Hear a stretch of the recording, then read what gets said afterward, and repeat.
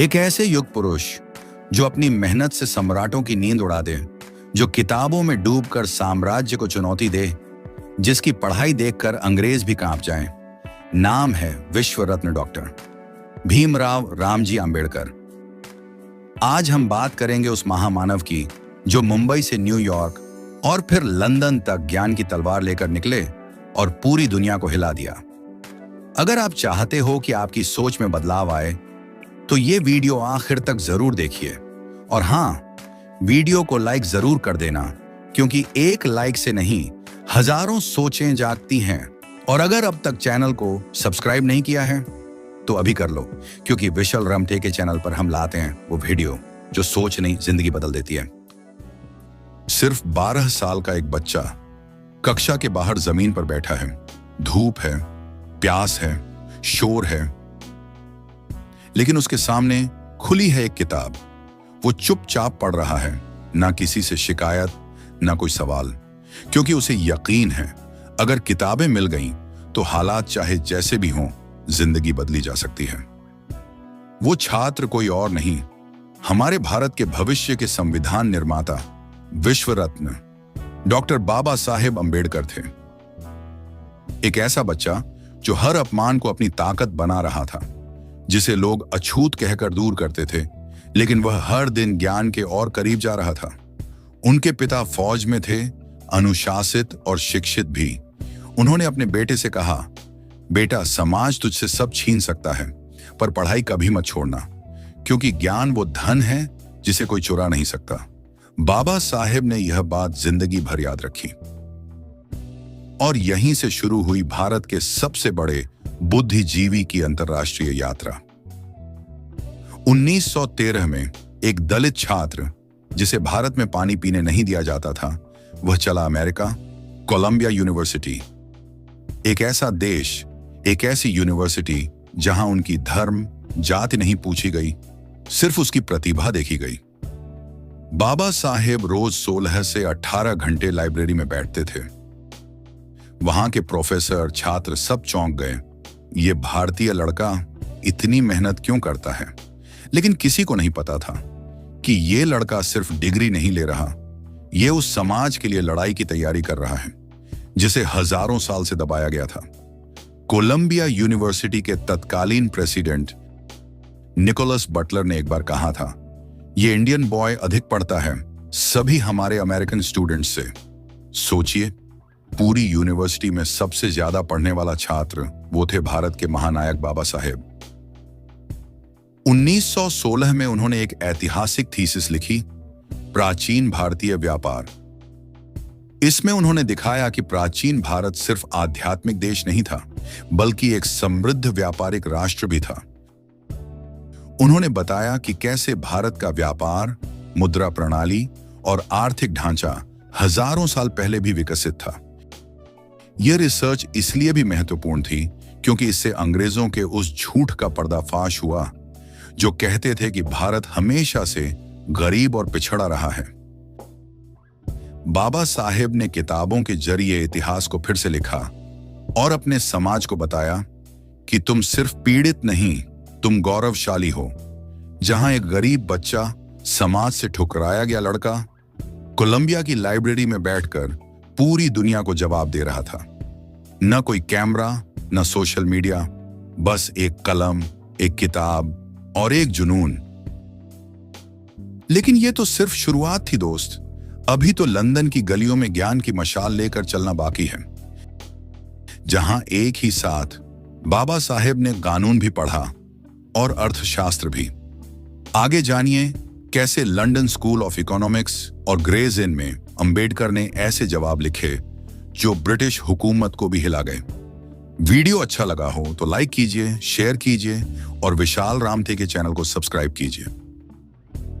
Colombia university में 3 साल तक दिन रात की मेहनत के बाद जब उन्होंने एमएससी और पीएचडी के लिए रिसर्च पूरी कर ली तो कोई आराम नहीं लिया, कोई छुट्टी नहीं मनाई, बल्कि सीधे निकल पड़े लंदन। अब कल्पना कीजिए, 1920 का वो समय है जहां एक बहुजन छात्र जिसने भारत में स्कूल में पानी भी नहीं पिया, अब लंदन स्कूल ऑफ इकोनॉमिक्स और ग्रेज इन में एक ही साथ 2 कोर्स कर रहा थे। दिन में एमएससी की क्लास और शाम को लॉ की कक्षाएं। रात के अंधेरे में लाइब्रेरी की रोशनी के नीचे अंबेडकर अकेले पढ़ते थे, क्योंकि उन्हें सिर्फ डिग्री नहीं चाहिए थी, उन्हें जवाब चाहिए था।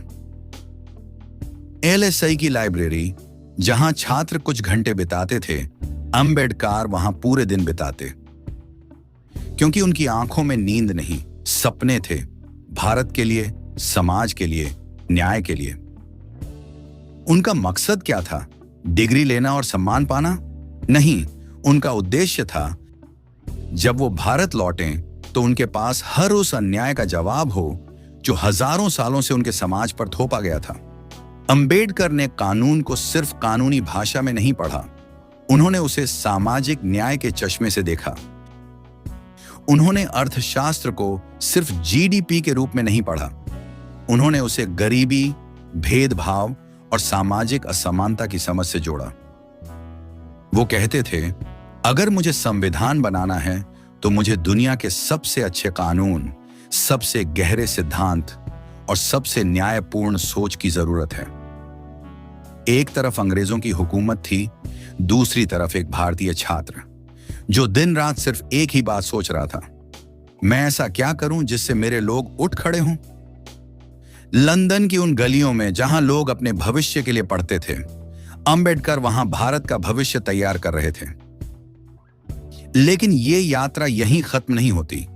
लंदन से लौटकर भारत आना था, जहां शुरू होने वाली थी सबसे बड़ी लड़ाई, कलम की लड़ाई, संविधान की लड़ाई और न्याय की लड़ाई। आगे जानिए कैसे बाबा साहेब अंबेडकर ने संविधान बनाने से पहले समाज को फिर से गढ़ा और कैसे उनके ज्ञान ने ब्रिटिश शासन और भारतीय जातिवाद दोनों को चुनौती दी। अब सवाल यह है, अंग्रेज बाबा साहेब अंबेडकर से डरते क्यों थे? क्यों एक भारतीय छात्र का नाम ब्रिटिश संसद तक में आदर और चिंता के साथ लिया जाता था? क्योंकि अंबेडकर ने सिर्फ किताबें नहीं पढ़ी, उन्होंने अंग्रेजी सत्ता की जड़ें पढ़ी। उन्होंने समझा कि यह साम्राज्य किस सोच, किस कानून और किस चाल से चलता है। अंबेडकर ने अंग्रेजों के ही बनाए हुए सिस्टम को उन्हीं के तर्कों से चुनौती दी। वो जानते थे किस शब्द से कानून बनता है और किस अल्फाज से कोई पूरी कौम टूट जाती है। अंबेडकर सिर्फ कानून के जानकार नहीं थे, वो थे समाज के सबसे बड़े इंजीनियर।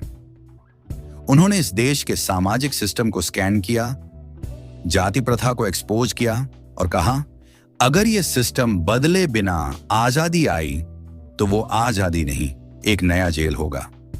ब्रिटिश अफसर जानते थे कि अंबेडकर एक दिन संविधान लिखेंगे, और अगर वो लिखेंगे तो वो ऐसा संविधान होगा जिसमें कोई राजा नहीं बल्कि जनता की सत्ता होगी। अंबेडकर ने साफ कहा था, I measure the progress of a community by the degree of progress which women have achieved. उनका विजन ऐसा था जो ब्रिटिश सोच की सीमाओं से भी बड़ा था। उन्होंने कानून को मानवता से जोड़ा, उन्होंने समाज को संविधान से बांधा और उन्होंने उस सोच को खत्म किया जिसमें इंसान इंसान को छू भी नहीं सकता था। इसीलिए डरते थे अंग्रेज, क्योंकि अंबेडकर तलवार से नहीं तर्क से लड़ते थे।